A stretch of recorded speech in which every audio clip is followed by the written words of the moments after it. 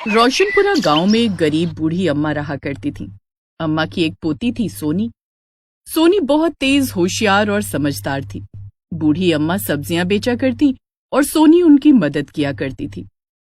सुबह सुबह बारिश की तेज आवाज से अम्मा की नींद खुल जाती है। अम्मा ने देखा कि झोपड़ी में कई जगहों पर हुए छेद से बारिश का पानी घर के अंदर आ रहा था। टोकरी में रखी सब्जियों पर भी बारिश का पानी पड़ रहा था। अम्मा टोकरी को हटाकर कहीं सुरक्षित जगह पर रखने के लिए इधर उधर देख रही थी, लेकिन हर तरफ से झोपड़ी की छत छू रही थी। पानी की कुछ बूंदें सोनी के माथे पर भी पड़ने लगी। ओहो दादी, सुबह सुबह जगा दिया। मैंने तुझे नहीं जगाया सोनी, ये तो बारिश की बूंदें हैं जो हमारी गरीबी का मजाक उड़ा रही हैं और तेरी नींद में खलल डाल रही हैं। सोनी अपनी आंखें खोलती है तो देखती है कि छत से पानी टपक रहा है और वो उसके माथे पर गिर रहा है। दादी, बाहर बारिश हो रही है। हाँ, बहुत तेज बारिश हो रही है, इतनी तेज कि हमारे घर के अंदर पानी जमा हो रहा है। सब्जियां भी गीली हो गई, समझ ही नहीं आ रहा कि इन्हें कहाँ छिपाऊं। सोनी सब्जी की टोकरी को खटिया के नीचे रख देती है। दादी, अब सब्जियां गीली नहीं होगी। तू सच में बहुत समझदार है सोनी। अब झोपड़ी के अंदर जो पानी आ रहा है उसका क्या करेगी?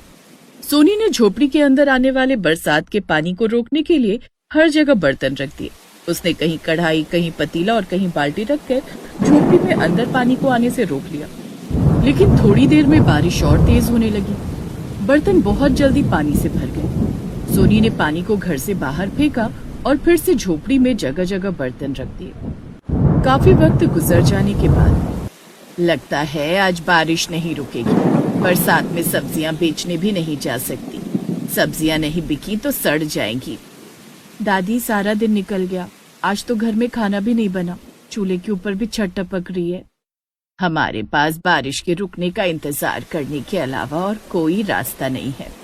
अम्मा और सोनी दोनों बारिश रुकने का इंतजार करती हैं, लेकिन उस दिन बारिश नहीं रुकती है। दूसरे दिन सुबह बारिश की रफ्तार थोड़ी धीमी होती है तो गर्मी और उमस बढ़ जाती है। दादी, कितनी गर्मी लग रही है। मैंने तो सोचा था कि बारिश होने के बाद मौसम कुछ ठंडा हो जाएगा, लेकिन बारिश के कारण पहले ही कम मुसीबत थी कि अब गर्मी और उमस भी बढ़ गई है। सोनी, हम गरीबों की जिंदगी ऐसी ही चलती है। देख, बारिश रुक गई है, मैं बाजार में सब्जियां बेचकर आती हूँ। ठीक है दादी। अम्मा सब्जियों की टोकरी लेकर घर से निकल जाती है। वो बाजार जाकर सब्जियां बेचने लगती है। बाबूजी, परवल ले लो, हरे हरे ताजे ताजे परवल हैं। अम्मा, तुम्हारी सब्जियां तो बारिश में सड़ चुकी हैं, उनमें फफूंद लग गई है। ये सब्जी खाकर मुझे बीमार नहीं पड़ना है। नहीं बेटा, बारिश की वजह से सब्जियां थोड़ी सी गीली हो गई हैं। इन्हें अच्छे से धो दोगे तो ये खाने लायक हो जाएंगी। नहीं नहीं अम्मा, हमें तुम्हारी सब्जियां नहीं चाहिए। सब्जियों पर बारिश का पानी पड़ने से वे खराब होनी शुरू हो चुकी थी, जिस कारण अम्मा की सब्जियां कोई भी ग्राहक खरीदने को तैयार ही नहीं था। अम्मा अपनी सब्जियों से भरी टोकरी लेकर वापस घर आ जाती है। बारिश के बाद बढ़ी हुई गर्मी के कारण घर पहुंचते पहुंचते अम्मा पसीने से भीग चुकी थी। दादी, आपकी साड़ी तो पसीने से गीली हो चुकी है। सोनी, बाहर तो गर्मी है ही, लेकिन घर के अंदर भी उतनी ही गर्मी है। सोचती हूँ कि घर जाकर गर्मी से थोड़ी राहत मिलेगी, लेकिन घर आकर भी गर्मी से कोई राहत नहीं मिलती है। सोनी और दादी इतने गरीब थे कि उनके पास एक पंखा तक नहीं था।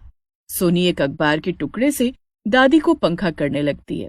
थोड़ी देर वो दादी को पंखा करती है। अब रहने दे सोनी, तू थक गई होगी, एक गिलास पानी पिला दे। सोनी अम्मा को मटके का ठंडा पानी पीने के लिए देती है। एक मटके का पानी ही है जिसे पीकर इस भयानक गर्मी में राहत मिलती है, नहीं तो गर्मी ने जान ही निकाल दी।